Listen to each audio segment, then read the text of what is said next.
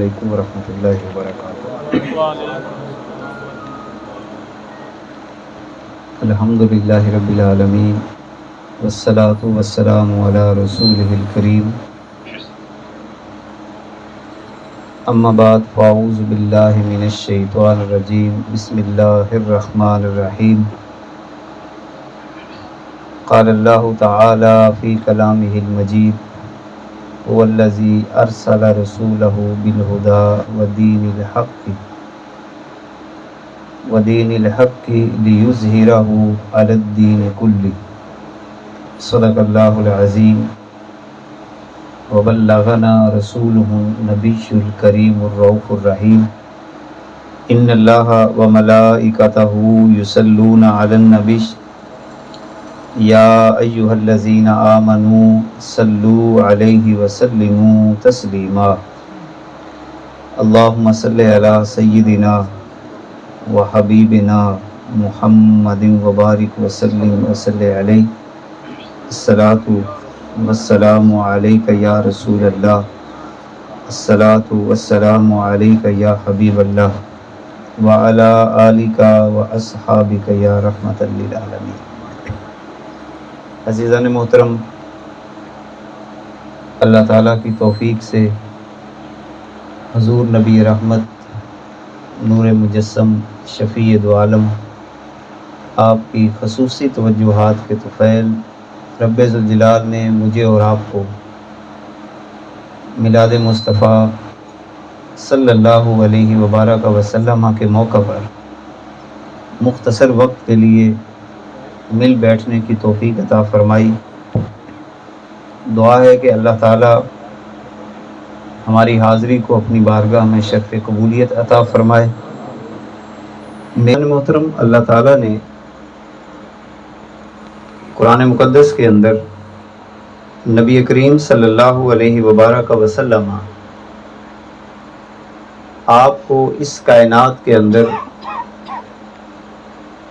مبعوث کس انداز کے ساتھ کیا اور مبعوث کرنے کا مقصد کیا تھا، جو آیہ پاک کا کچھ حصہ میں نے آپ کے سامنے تلاوت کیا ہے، اس میں اللہ تعالیٰ نے ان دو چیزوں کو میرے اور آپ پر واضح کیا ہے۔ اللہ تعالیٰ فرماتا ہے هو الذی ارسل رسولہ بالہدی ودین الحق۔ وہ اللہ ہے کہ جس نے اپنے رسول کو دو چیزیں دے کر بھیجا، بالہدا ہدایت دے کر، ودین الحق اور دین حق دے کر۔ اس کائنات کے اندر اللہ تعالیٰ نے نبی کریم صلی اللہ علیہ وبارک وسلم کو بھیجا۔ بھیجنے کا مقصد کیا ہے؟ لیظہرہ علی الدین کلہ، تاکہ وہ نمایاں کر دے ہدایت کے ساتھ، دین حق کے ساتھ اپنے محبوب کو علی الدین کلہ، تمام نظاموں پر، اگرچہ یہ بات کافروں کو اور مشرکوں کو بری ہی کیوں نہ لگے۔ آج کی اس نشست میں ہم نے بعثت رسول صلی اللہ علیہ وبارک وسلم کا مقصد سمجھنا ہے۔ محبت کا تقاضا بھی یہی ہے، ایمان کا تقاضا بھی یہی ہے کہ سب سے پہلے اس بات کو سمجھا جائے کہ اللہ تعالیٰ نے اپنے محبوب کو اس کائنات کے اندر کیا دے کر بھیجا ہے۔ پہلی بات اللہ تعالیٰ نے فرمائی بالہدا، ہدایت دے کر بھیجا۔ ہدایت راستے کو کہتے ہیں، رہنمائی کو کہتے ہیں۔ میں اور آپ اپنی زندگی کے اندر اللہ تعالیٰ سے مسلسل ہدایت کی دعا مانگتے ہیں۔ والدین اپنے بچوں کے لیے ہدایت کی دعا مانگتے ہیں۔ جب کوئی بندہ راہ راست سے ہٹ جاتا ہے، انفرادی طور پر یا پوری قوم ہم اللہ سے ہدایت کی دعا ضرور مانگتے ہیں۔ نماز کے اندر بھی یہی دعا مانگتے ہیں، اہدنا الصراط المستقیم، اے اللہ ہمیں صراط مستقیم کی ہدایت عطا فرما۔ اب اللہ تعالیٰ قرآن مقدس کے اندر یہ بات واضح کر رہا ہے کہ میں نے اپنے محبوب کو اس کائنات کے اندر ہدایت دے کر بھیجا ہے۔ اب اس ہدایت سے مراد کیا ہے؟ اس ہدایت سے ایک تو مراد یہ ہے کہ اللہ تعالیٰ کا کلام ہے قرآن مقدس، یہ میری اور آپ کی رہنمائی کا بہترین نسخہ ہے، بہترین طریقہ ہے۔ اور اگر قرآن مقدس کی آیات کی روشنی میں اس بات کو بھی گہرائی کے ساتھ دیکھا جائے تو ہدایت سے مراد خود رسول اللہ صلی اللہ علیہ وسلم کی ذات والا شان بھی ہے۔ بلکہ ایک مقام پہ اللہ تعالیٰ نے نبی کریم صلی اللہ علیہ وبارک وسلم کو ارشاد فرمایا کہ اے میرے پیارے محبوب، آپ ان کو فرما دیں میری اتباع کرو، اور اس کے بعد فرمایا ھذا صراط مستقیم، یہی سیدھا راستہ ہے۔ حضور علیہ الصلوۃ والسلام کی اتباع اس کے لیے ضروری ہے کہ انسان کے دل کے اندر حضور علیہ الصلوۃ والسلام کی محبت غیر مشروط طور پر سینے کے اندر داخل ہو۔ اور محبت کے کچھ تقاضے ہوتے ہیں۔ حالات حاضرہ میں امت مسلمہ کے زوال کی وجوہات میں سے سب سے بڑی وجہ یہ ہے کہ ہم نے آقا کریم علیہ الصلوۃ والسلام کی محبت کو اس کے تقاضوں سمیت سمجھنے کی کوشش ہی نہیں کی۔ محبت کسے کہتے ہیں؟ محبت کہا جاتا ہے انسان کے دل کے اندر ایسی کیفیت کا پیدا ہو جانا کہ محبوب کے علاوہ اسے کوئی شے نظر نہ آئے، اسے محبت کہتے ہیں۔ اب جذباتی سطح پہ بات کرنا انتہائی آسان ہوتا ہے کہ مجھے آپ سے محبت ہے، مجھے آپ سے پیار ہے، مگر سوال یہ پیدا ہوتا ہے کہ صبح سے لے کر شام تک میں اور آپ ذرا گہرائی کے ساتھ اس بات کا مشاہدہ کریں کہ کیا نبی کریم صلی اللہ علیہ وسلم کی ذات کے علاوہ ہماری توجہ کسی اور طرف جاتی ہے کہ ہر مقام پہ توجہ حضور کی طرف جاتی ہے؟ اگر توجہ کہیں اور ہے، صبح اٹھتے ہی توجہ کہیں اور ہو جاتی ہے، معاملات زندگی میں توجہ کہیں اور ہو جاتی ہے، رشتہ داری کے معاملات کے اندر توجہ کہیں اور چلی جاتی ہے، ہم اپنی عقل کے پیمانوں پر اپنی زندگی کا نظام متعین کرتے ہیں، معاملات کے اندر کوئی تلخیاں آ جائیں تو ہم اپنی عقل کے مطابق معاملات کو حل کرنے کی کوشش کرتے ہیں۔ ان مقامات پر اگر توجہ کائنات کے آقا صلی اللہ علیہ وسلم کی طرف جا رہی ہے اور انسان کا دل یہ کرتا ہے کہ مجھے اگر رہنمائی ملے تو مدینہ منورہ سے ملے، حضور علیہ الصلوۃ والسلام کی سیرت طیبہ سے ملے، آقا کریم علیہ الصلوۃ والسلام کی نگاہ نبوت سے ملے، اور پوری توجہ اور پورا دھیان حضور کی طرف وابستہ ہو جائے تو بندہ سمجھ لے کہ اللہ تعالیٰ نے اس کو محبت رسول عطا کر دی ہے۔ اور اگر ایسا نہیں ہے تو پھر اس کا مطلب یہ ہے کہ ہم نے ہدایت کی طرف بنیادی طور پر توجہ ہی نہیں کی۔ ہدایت اللہ تعالیٰ کی عطا ہے، اللہ تعالیٰ ہدایت عطا فرماتا ہے، مگر ہدایت کے لیے کوشش کا کرنا ضروری ہے۔ عموماً ایک بات ہمارے ذہنوں میں بیٹھی ہوئی ہے کہ اللہ ہی اسے ہدایت دے یا اللہ ہی مجھے ہدایت دے، ایسا نہیں ہے۔ قرآن و سنت کا مطالعہ یہ بتاتا ہے کہ ہدایت کے لیے باقاعدہ طور پر کوشش کرنا پڑتی ہے۔ یہ انسان کو اللہ تعالیٰ نے ضابطے بیان کیے ہیں قرآن مقدس کے اندر۔ اگر ایک بندہ کوشش ہی نہیں کرتا، کہ کائنات کا فطری نظام ہے، آپ گھر میں بیٹھے رہیں اور آپ کہیں کہ اللہ ہی روٹی دے گا، تو روٹی گھر میں تو نہیں چل کے آئے گی، اللہ نے دینی ضرور ہے، مگر اس کے لیے ضابطہ کیا بنا دیا کہ آپ نے محنت کرنی ہے، بازار میں جانا ہے، رزق حلال کے لیے پسینہ بہانا ہے۔ بالکل اسی طرح ہدایت کے لیے بھی انسان کو باقاعدہ طور پر کوشش کرنا پڑتی ہے، بہت سارے مرحلوں سے گزرنا پڑتا ہے، کیونکہ ہدایت جو ہوتی ہے نا، یہ مشقت بھی مانگتی ہے، محنت بھی مانگتی ہے، امتحان بھی مانگتی ہے۔ اور جو بندہ یہ سمجھتا ہے کہ امتحانوں کے بغیر مجھے ہدایت ملے گی، یہ سوال ہی پیدا نہیں ہوتا۔ بلکہ جو بندہ اس راستے پہ چلتا ہے، ہدایت کے راستے پہ چلتا ہے، اس کے لیے محنت اور کوشش کرتا ہے، اس کو زیادہ امتحانوں سے گزرنا پڑتا ہے۔ یہی وجہ ہے کہ صحابہ کرام رضوان اللہ علیہم اجمعین نے اس ہدایت کو لینے کے لیے بہت ساری مشقتیں جھیلی ہیں۔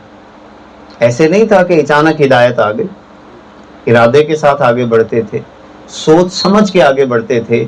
یہی وجہ ہے کہ مختلف تکلیفوں سے بھی گزرے، پریشانیوں سے گزرے، اور ان پریشانیوں کے اندر بھی توجہ صرف اور صرف اللہ تعالیٰ کی ذات کی طرف رہی۔ لہذا پہلا اصول یہ ہے کہ حضور علیہ الصلوۃ والسلام کی بعثت سے فائدہ جو ہم نے لینا ہے وہ کس انداز کے ساتھ لینا ہے کہ ہدایت کو سمجھنا ہے۔ وَالَّذِي أَرْسَلَ رَسُولَهُ بِالْهُدَى، اور دوسرے نمبر پہ فرمایا وَالدِّينِ الْحَقِّ، اور ایک سچا نظام دے کر اللہ تعالیٰ نے اپنے محبوب کو بھیجا ہے۔ اب اللہ تعالیٰ نے ایک مکمل ضابطۂ حیات آقا کریم علیہ الصلوۃ والسلام کو عطا فرمایا ہے۔ یہ ایسا نظام ہے جو انسان کی زندگی کے تمام تقاضوں کو پورا کرتا ہے۔ حضور کی آمد سے پہلے اندھیرا تھا، جہالت تھی، پریشانیاں تھیں، کہیں پہ ظلم کا نظام تھا، کسی مقام پر عدل و انصاف کی کمزوری کا نظام تھا، کسی مقام پر خاندانی معاملات کے اندر اتنا بگاڑ تھا کہ لوگ اپنی ماؤں کا احترام کرنا بھی نہیں جانتے تھے، اپنی بیٹیوں کو زندہ درگور کر رہے تھے، قتل و غارت کی یہ کیفیت تھی کہ بات بات پہ لڑائی اور جھگڑے کی کیفیت انسانوں میں پیدا ہو جاتی۔ نظام سیاست بھی اللہ تعالیٰ نے اپنے محبوب کو عطا کیا، نظام معیشت بھی عطا کیا، نظام تمدن بھی عطا کیا، اور اسی طرح معاشرتی اور خاندانی نظام اتنا مضبوط عطا فرمایا کہ جس کی مثال ہم سیرت طیبہ کے اندر اتنے حسین انداز کے ساتھ دیکھتے ہیں کہ کائنات کے آقا صلی اللہ علیہ وبارک وسلم خاندانی نظام کی مضبوطی کے جو اصول ہمیں عطا فرماتے ہیں، ایسے اصول ہمیں کسی بھی دین کے اندر نہیں ملتے۔ آج ہم نے آقا کے نظام کو چھوڑا، در بدر کی ٹھوکریں کھا رہے، در بدر کی ٹھوکریں کھا رہے، ہمارے گھر بھی مضبوط نہیں ہیں۔ ہم محبت کے دعوے کرتے رہتے ہیں، لیکن محبت کو کبھی سمجھا ہی نہیں ہے کہ یہ محبت جس دل میں آتی ہے اس دل میں خاص قسم کا درد پیدا کرتی ہے۔ درد دل کے واسطے پیدا کیا انسان کو، ایک خاص قسم کا درد پیدا ہوتا ہے اس انسان کی طبیعت میں۔ وہ تو ہر وقت رونے کی کیفیت میں رہتا ہے کہ کہیں میرا اللہ مجھ سے ناراض نہ ہو جائے، کہیں میرا محبوب مجھ سے ناراض نہ ہو جائے، اور وہ اسی رضا کے اندر اپنی پوری زندگی بسر کر دیتے ہیں۔ اور یاد رکھیے، جن دلوں کے اندر رسول اللہ صلی اللہ علیہ وسلم کی محبت کی کیفیت پیدا ہو جاتی ہے، وہ کبھی بھی لوگوں کو راضی نہیں کرتے، وہ صرف اللہ اور اس کے رسول کو راضی کرتے ہیں۔ ان کی زندگی کا ایک معیار بنتا ہے، وہ نو کمپرومائز زندگی بسر کرتے ہیں۔ حالات جیسے بھی ہو، تنگیاں آتی ہیں، پریشانیاں آتی ہیں، تھپیڑے انسان کو پڑتے ہیں، مگر اس کا ایک ہی معیار ہوتا ہے کہ جو نبی کریم صلی اللہ علیہ وسلم نے اللہ کی بارگاہ میں خود بھی عرض کیا تھا، بڑا مشہور جملہ ہے۔ کائنات کے آقا صلی اللہ علیہ وسلم نے جب حالات کی تلخیاں ہوئیں، پریشانیاں ہوئیں، طائف کے اندر پتھر مارے گئے، لہو لہان کیا گیا، مکہ مکرمہ سے کائنات کے آقا صلی اللہ علیہ وسلم کو ہجرت پہ مجبور کیا گیا، تو اس وقت حضور علیہ السلام نے اللہ کی بارگاہ میں ایک جملہ کہا تھا، اے اللہ مجھے اس بات کی کوئی پرواہ نہیں ہے کہ لوگ مجھے پتھر ماریں، لوگ مجھے گلیوں میں گھسیٹیں، لوگ میرے راستے میں کانٹے بچھائیں، لوگ میری مخالفت کریں، مجھے اس بات کی قطعاً کوئی پرواہ نہیں ہے، اے اللہ مجھے تو صرف اتنی پرواہ ہے کہ تو کہہ دے کہ میں محمد سے راضی ہو گیا۔ اب یہ طبیعت، اس انداز کی طبیعت پیدا کرنا کچھ مشقت مانگتی ہے۔ انسان کو محبت جو ہے یہ شکوے اور شکایات کی زندگی سے نکالتی ہے۔ جس بندے کی زبان پہ شکوہ رہتا ہو نا، حالات کا شکوہ، سمجھ لیں کہ ابھی اس کو محبت کی چاشنی ملی ہی نہیں۔ محب تو بڑا خاموش ہو جاتا ہے، خاموش ہو جاتا ہے، رب کی رضا پہ راضی رہتا ہے۔ کائنات کے آقا صلی اللہ علیہ وسلم نے جو نظام عطا فرمایا اس نظام پہ راضی رہتا ہے۔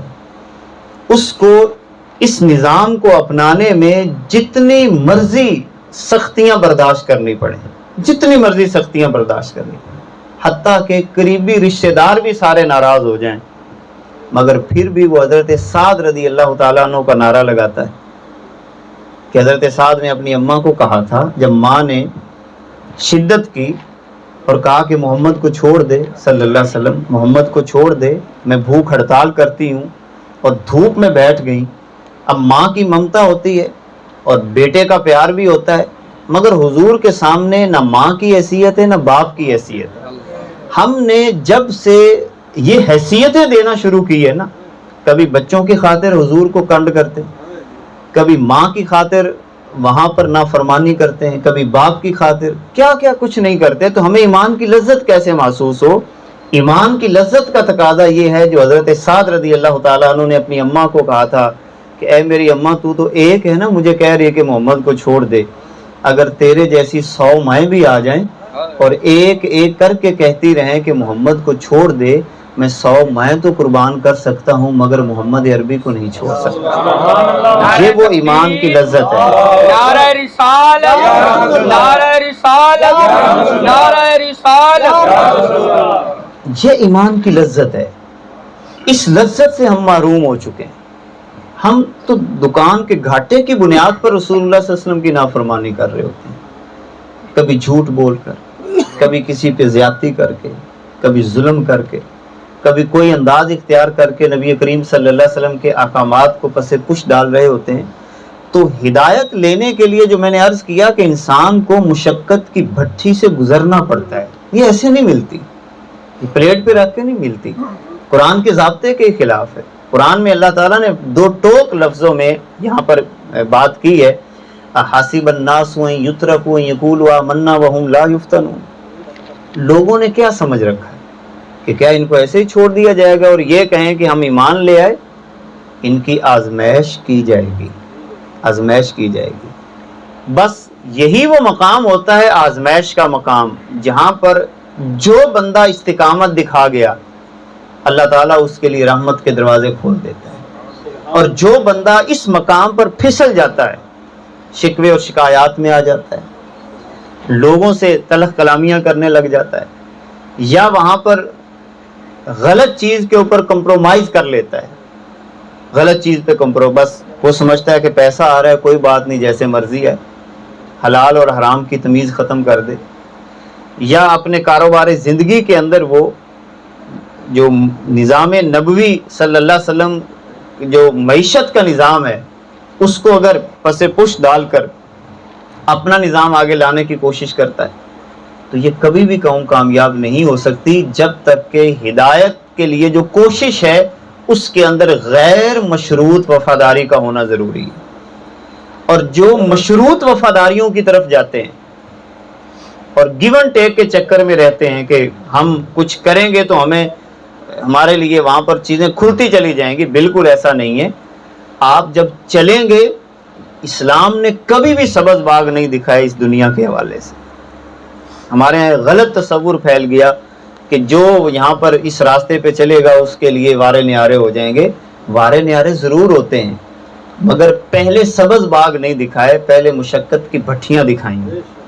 اور کائنات کے آقا فرماتے ہیں کہ جو بندہ اپنی آخرت کا نفع چاہتا ہے وہ اپنی دنیا کا نقصان ضرور کرتا ہے۔ اب کیا کیا نقصان کرنے پڑتے ہیں؟ بڑے بڑے نقصان انسان کو کرنے پڑتے ہیں۔ دیکھیں ایک شخص کو پتا ہے کہ اگر یہ سودا میں نے جھوٹ بول کر بیچا تو مجھے 1000 روپے نفع آئے گا، اگر سچ بول کر بیچا تو مجھے 10 روپے نفع آئے گا۔ اب اس کا مطلب یہ ہوا کہ یہ بندہ جو اپنی آخرت کا نفع چاہتا ہے وہ 990 روپے کیا کرے گا؟ وہ نقصان کرے گا اور صرف 10 روپے کمانے کی کوشش کرے گا۔ اس طرح زندگی کے اندر بہت سارے مرحلے آتے ہیں۔ میں ایک مثال خاندانی سطح کی دے کر آگے بڑھتا ہوں۔ آقا کریم علیہ الصلوۃ والسلام فرماتے ہیں کہ اگر ایک گھر کے اندر دو بھائی آپس میں لڑ پڑتے ہیں اور ان میں سے ایک حق پر ہے حق پہ، اور حق پر ہونے کے باوجود وہ بیک سٹیپ لے لیتا ہے، وہ کہتا ہے جی میں پیچھے ہٹ جاتا ہوں تاکہ ہمارا گھر بچ جائے، فتنے نہ پیدا ہوں، فساد نہ پیدا ہوں، خاموشی اختیار کر لیتا ہے۔ حضور اب دیکھیں اس نے دنیا کا گھاٹا برداشت کیا، اپنے آپ کو سرنگوں کر دیا، سر نیچے کر لیا، سوری خود کر لی، تو حضور علیہ السلام فرماتے ہیں کہ میں اپنے اس امتی کو ضمانت دیتا ہوں کل قیامت کے دن جنت کے درمیان میں محل بنوا کے دوں گا۔ اب دنیا کا گھاٹا برداشت کیا اور آخرت میں نفع کس سے لے رہا ہے؟ رسول اللہ صلی اللہ علیہ وسلم کی خود ذات والا شان سے نفع لے رہا ہے۔ تو یہ وہ دنیا کا نقصان جو ہوتا ہے یہ انسان کو ضرور برداشت کرنا پڑتا ہے۔ دیکھیں میں آپ کو اور مثال دے کر کتنا بڑا نقصان لوگوں نے برداشت کیا دین کو بچانے کے لیے۔ امام بخاری رحمۃ اللہ تعالی علیہ الجامع الصحیح للبخاری کے مصنف، حدیث رسول پہ آپ کا اتنا بڑا کام، سفر میں جا رہے ہیں اور آپ کے پاس 20,000 یا 2,000 درہم یا دینار ہیں، دوران سفر کسی بندے سے گفتگو ہوئی اور کہنے لگے کہ میرے پاس اتنی رقم ہے، جیسے بندہ کھل جاتا ہے اور بتاتا ہے بھی میرے پاس اتنی رقم۔ اب اس بندے کے دل میں لالچ پیدا ہو گیا اور اس نے اچانک شور مچانا شروع کر دیا کہ میری اتنی اماؤنٹ جو ہے وہ گم ہو گئی ہے۔ اب سیدھی سی بات ہے، جتنی اماؤنٹ امام بخاری نے بتائی تھی وہی وہ کہہ رہا تھا، اب اگر تلاشی لی جاتی تو اماؤنٹ بھی اتنی نکلنی تھی۔ تو امام بخاری رحمۃ اللہ تعالی علیہ کی شخصیت جو تھی وہ داغدار ہو جاتی۔ آپ کے دل میں خیال آیا کہ رقم تو بہت زیادہ ہے اور اس کے دل کے اندر کھوٹ پیدا ہو گیا ہے، اور اگر آج یہ رقم مجھ سے برآمد ہوگی تو میرا مسئلہ نہیں ہے، مسئلہ یہ ہے کہ جو لوگوں کے اندر میں نے اتنی حدیثیں بیان کی ہیں تو لوگ تو مجھے مشکوک سمجھنے لگ جائیں۔ اس کا مطلب ہے یہ چور آدمی ہے، اور چور آدمی کی تو حدیثیں ہی معتبر نہیں ہوتی۔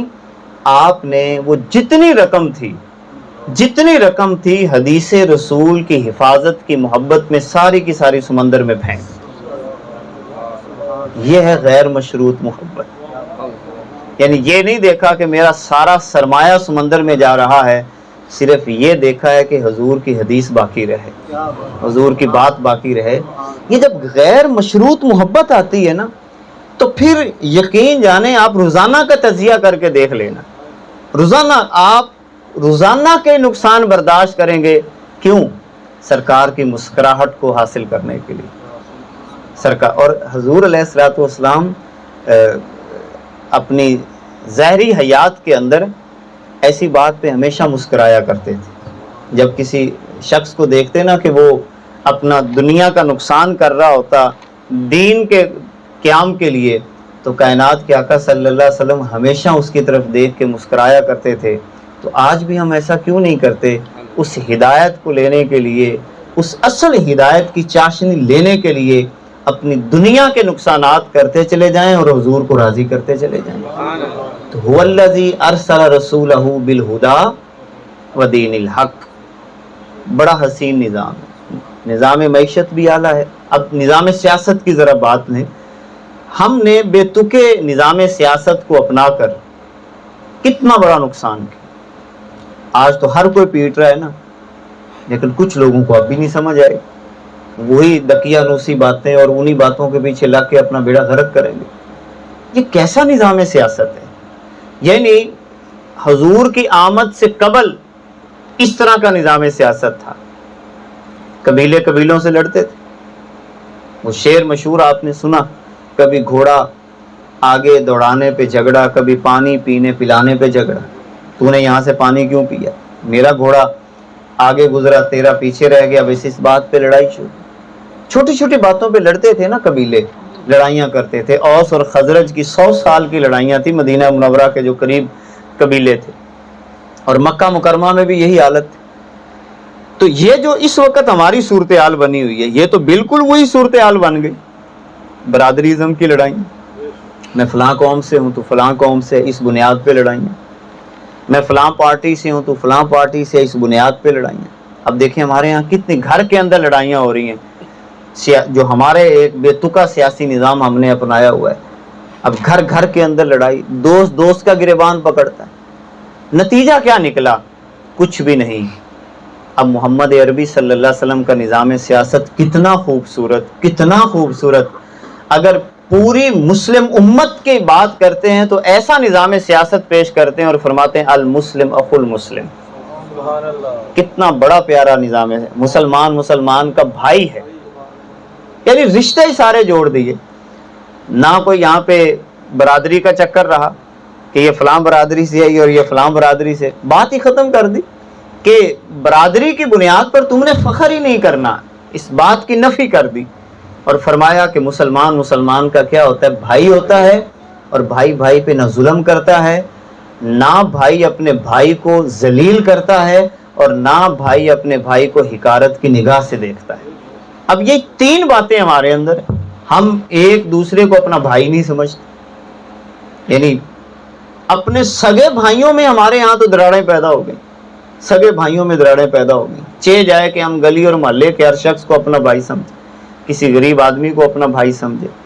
ہر چہرے کو دیکھ کر لگے کہ نبی نے صلی اللہ علیہ وسلم نے میرا اس کے ساتھ ایک رشتہ جوڑا ہے, اور وہ کیا ہے کہ یہ میرا بھائی ہے. تو جب ہم اس نگاہ سے دیکھیں گے کہ بھئی یہ کالا ہے, گورا ہے, یہ تگاری اٹھاتا ہے یا جھاڑو دیتا ہے, یہ جو کام بھی کرتا ہے, محمد عربی صلی اللہ علیہ وسلم نے میرا اس کے ساتھ جو رشتہ جوڑا ہے وہ کس بنیاد پہ جوڑا ہے کہ بھائی ہے میرا. تو جب آپ بھائی کی نگاہ کے ساتھ دیکھیں گے تو آپ اس کا احترام بھی کریں گے, چھوٹا ہوگا تو اس پہ شفقت بھی کریں گے. اور کتنا خوبصورت سیاسی نظام حضور نے ہمیں عطا کیا کہ اوس اور خزرج کے وہ قبیلے جو 100 سال کی ان کی لڑائیاں تھیں, نبی کریم صلی اللہ علیہ وسلم نے ایسا خوبصورت سیاسی نظام عطا کیا کہ ان کو بھی آپس میں بھائی بھائی بنا دیا. کیسا سیاسی نظام ہے, کتنا خوبصورت سیاسی نظام ہے, اتنا پیارا سیاسی نظام کہ جس کے اندر ایک حاکم خود یہ اعلان کرتا ہے غزوہ بدر کے موقع پہ کہ اگر میری طرف سے کسی پر کوئی زیادتی ہو گئی ہو تو کائنات کے آقا صلی اللہ علیہ وسلم خود اپنی قمیص اتار کر میدان میں آ جاتے ہیں کہ مجھ سے بدلہ لینا چاہتے ہو تو لے لو. یہ سیاسی نظام ہے. اور حضور علیہ الصلوۃ والسلام اگر عدالت کی جب بات آتی ہے, نظام عدل کی بات آتی ہے, تو فرمایا اپنے بچوں کے درمیان بھی عدل کرو, یہاں تک کہ ان کو چومنے میں بھی عدل کرو. یہ نہیں کہ ایک کا بوسہ تم نے زیادہ لے لیا اور دوسرے کا تھوڑا لے لیا, یہ بھی عدل کے نظام کے خلاف ہے. اور جہاں پر عدل کا اتنا خیال رکھا گیا کہ ایک صحابی اپنے بیٹے کو گود میں بٹھاتے ہیں اور بیٹی کو گود میں نہیں بٹھاتے, تو کائنات کے آقا فرماتے ہیں اللہ عدلتا بینہما, تو نے ان کے درمیان عدل کیوں نہ کیا کہ جس طرح بیٹے کو تو نے گود میں بٹھایا ہے بیٹی کو بھی تو بٹھانا چاہیے تھا. یعنی بڑے لیول کے نظام عدل تو بڑی دور کی بات ہے نا, چھوٹی سطح کا نظام عدل بھی کائنات کے آقا صلی اللہ علیہ وسلم نے بیان کیا. اور اگر بڑے عدل کی بات کی جائے تو اس سے بڑا اور کوئی قول نہیں ہو سکتا. لو ان فاطمہ بنت محمد سارقت لقطعت یدہا, اگر میری بیٹی فاطمہ بھی چوری کرے گی تو میں محمد اس کے ہاتھ کاٹ. یہ تھا عدل, یہ نظام عدل ہے. اور نظام حیا دیا رسول اللہ صلی اللہ علیہ وسلم نے. اور نظام جو خاندان ہے اس کے اندر تو اس کو یوں سمجھیں کہ پورے نظام کی بنیاد قرار دیا ہے کائنات کے آقا صلی اللہ علیہ وسلم نے. ہم نے اپنا خاندانی نظام بھی توڑا ہوا ہے. صلہ رحمی کے وہ تقاضے جو ہمیں پورے کرنے چاہیے تھے وہ نہیں کرتے. ہر بات پہ لڑائی, ہر بات پہ جھگڑا. اور یہ بات ذہن میں رکھیں, آج کے اس پرفتن دور کے اندر میں پورے یقین کے ساتھ بات کر رہا ہوں، جو بندہ صرف ایک نسخہ اپنا لے کہ وہ صلہ رحمی کرنا شروع کر دے، یہ نہ دیکھے کہ میرا رشتہ دار میرے ساتھ کیا کرتا ہے، بالکل نہیں، آپ کی طرف سے حسن سلوک قائم رہنا چاہیے۔ میں پورے یقین کے ساتھ کہتا ہوں، نہ اسے کبھی معاشی مسئلہ پیش آئے، نہ وہ کبھی ذہنی ٹینشن کا شکار ہو۔ اللہ تعالیٰ اس کو ایسی زندگی عطا فرماتا ہے، ایسی زندگی عطا فرماتا ہے کہ غیب کے خزانوں سے اللہ اسے رزق عطا فرما دیتا ہے۔ تو یہ نظام جس کی بات اللہ تعالیٰ نے کی، اور جس مہینے کو ہم یہاں پہ اب خصوصی طور پر منانے جا رہے ہیں، ماہ ربیع الاول، خدا را اس مہینے کی اصل کیفیت، قرآن مقدس کی وہ آیات، میں آپ کو طریقہ یہ بتاتا ہوں، اگر آپ اس مہینے کی صحیح تاثیر لینا چاہتے ہیں، قرآن مقدس کی وہ تمام آیات جس میں اللہ تعالیٰ نے نبی کریم صلی اللہ علیہ وسلم کو جن صفات کے ساتھ اس دنیا میں بھیجا، جن کمالات کے ساتھ بھیجا، کیا کیا دے کر بھیجا، اور اس کی تعلیمات کیا ہیں، اور نبی کریم صلی اللہ علیہ وسلم کی بعثت کے مقاصد کیا ہیں، یہ تمام مقاصد جب سمجھیں گے تو نتیجہ کیا نکلے گا؟ لِيُظْهِرَهُ عَلَى الدِّينِ كُلِّهِ۔ آج بھی اگر ہم اس سارے نظام کو، ہدایت کے نظام کو، رسول اللہ صلی اللہ علیہ وسلم کے نظام حقہ کو بہترین انداز کے ساتھ اپناتے ہیں تو آپ انفرادی سطح پر بھی کامیابی اور کامرانی حاصل کریں گے، اور انشاءاللہ تعالی اجتماعی سطح پر بھی کامیابی اور کامرانی حاصل کریں گے۔ اور آخر میں پھر یہی بات کروں گا کہ اپنی توجہات کا تمام تر مرکز مدینہ منورہ کو بنا لیں، صبح سے لے کر شام تک یہ اپنی پریکٹس میں لائیں، اور روزانہ شام کو دیکھیں آج میرا دھیان کتنی دیر حضور علیہ الصلوۃ والسلام کی ذات سے دور ہوا ہے، کتنی دیر دور ہوا ہے، ورنہ آپ کا وجود ادھر ہونا چاہیے اور چلتے پھرتے رہا کریں مدینہ منورہ کی گلیوں میں، مدینہ منورہ کی گلیوں میں، کبھی سرکار کے قدموں میں بیٹھ جایا کریں، کبھی سرکار کے راستے پہ بیٹھ جایا کریں، توجہات تصورات کی دنیا میں کہ یہاں سے سرکار گزریں گے، نظر کرم کریں گے، مجھ سے میرا حال پوچھیں گے، میں اپنا حال بتاؤں گا اور حضور نظر کرم کرتے چلے جائیں۔ اور یہ جب کیفیت آپ کی ہوگی نا، آپ چند دنوں کے اندر دیکھیے کہ آپ کی زندگی اتنی معصوم سی ہو جائے گی، بڑی پیاری سی ہو جائے گی، کیونکہ آپ گلی میں بھی چل رہے ہوں گے نا، آپ کی توجہ رخ مصطفیٰ کی طرف ہوگی، اور آپ کی طبیعت کے اندر اللہ تعالیٰ ایک خاص قسم کی چاشنی پیدا کر دے گا، ایک خاص قسم کی آپ کے چہرے پہ مسکراہٹ آ جائے گی، خاص قسم کی، تو آپ سودا لیتے اور دیتے ہوئے ایسے کہیں گے کہ یار کہیں سرکار مجھ سے ناراض نہ ہو جائے، زیادتی نہ ہو جائے مجھ سے، کسی کو تکلیف نہ پہنچے، کسی کو درد نہ پہنچے۔ اور یہی وہ اصل مقصد نبوت ہے جو اللہ تعالیٰ نے ہمیں عطا کیا ہے۔ اللہ تعالیٰ ہمیں ان خاص دنوں کے اندر سرکار کی سیرت کو سمجھنے کی، پڑھنے کی، پہنچانے کی، عمل کرنے کی توفیق عطا فرمائے۔ اللہ ہمارے گھروں پر اپنی رحمتوں کا نزول فرمائے۔ وآخر دعوانا ان الحمد للہ رب العالمین۔